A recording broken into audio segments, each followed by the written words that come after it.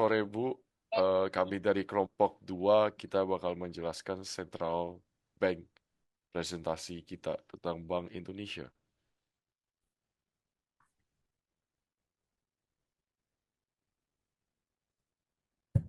Oke, jadi untuk awalannya dalam membahas Bank Indonesia, kita bahas dulu sejarahnya, yang dimana awal berdirinya di tahun 1953. Bank Indonesia didirikan berdasarkan Undang-Undang Nomor 11 tahun 1953 setelah nasionalisasi De Javash Bank, sebuah bank peninggalan kolonial Belanda atau yang dulu masih kita sebut sebagai VOC. Tugas utama BI pada masa ini adalah mencetak dan mengedarkan uang, menjaga kestabilan nilai tukar uang, serta menjadi bank bagi pemerintah dan bank komersial lainnya. Lalu pada masa Orde Lama, kebijakan moneter BI banyak dipengaruhi oleh kebijakan pemerintah yang mengedepankan pembangunan ekonomi dengan mengorbankan kestabilan moneter.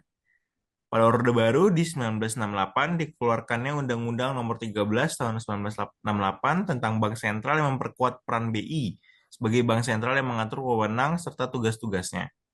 BI juga berperan dalam menanggulangi krisis ekonomi dan perbankan yang terjadi pada tahun 1997 sampai 1998.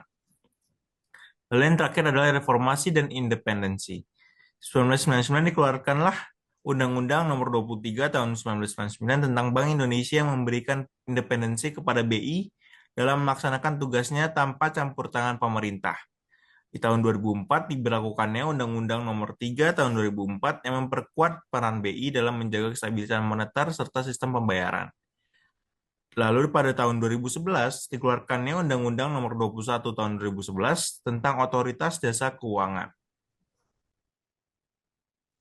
Next. Eh, yang kedua ada kebijakan moneter. Ada 5 macam di sini. Yang pertama ada Bank Indonesia 7 Days Reverse Repo Rate. Yang kedua ada operasi pasar terbuka atau OPT. Yang ketiga ada penetapan giro wajib minimum. Yang keempat ada intervensi pasar valuta asing. Yang terakhir ada kebijakan makro prudensial. Next. Oke, jadi yang ketiga itu ada suku bunga acuan. Mekanismenya, Bank Indonesia menetapkan suku bunga acuan melalui rapat Dewan Gubernur atau RDG yang diadakan secara berkala setiap bulannya. RDG mengevaluasi kondisi ekonomi domestik dan global, proyeksi inflasi, pertumbuhan ekonomi, serta kondisi pasar keuangan untuk memutuskan tingkat suku bunga yang optimal.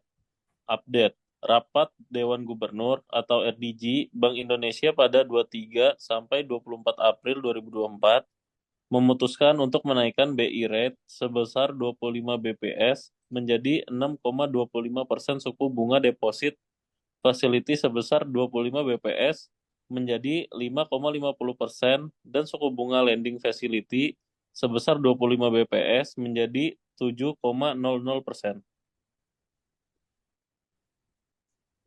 Dewan Gubernur Next. BI. Susunan lengkap Dewan Gubernur BI untuk periode 2023 sampai 2028. Gubernur Peri Wajio, Deputi Gubernur Senior Destri Damayanti, Deputi Gubernur Doni Primanto Jowono, Juda Agung, Aldi S. Budiman, Filianis Hedra.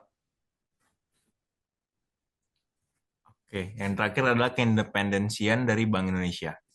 Dasar hukum yang menjadi fundamental Bank Indonesia adalah di Undang-Undang 2000 Nomor 23 Tahun 1999 tentang Bank Indonesia yang kemudian diperbarui dengan Undang-Undang Nomor 3 Tahun 2004 dan Undang-Undang Nomor 6 Tahun 2009, menegaskan bahwa BI adalah lembaga negara yang independen, bebas dari campur tangan pemerintah atau pihak lain dalam menjalankan tugasnya.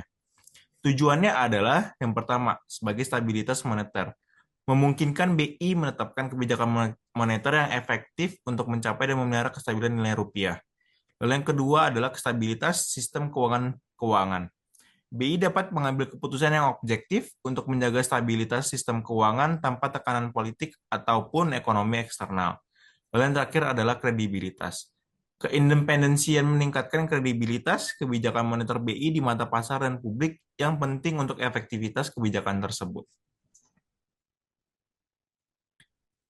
Oke, sekian dari presentasi dari kelompok kami. Terima kasih.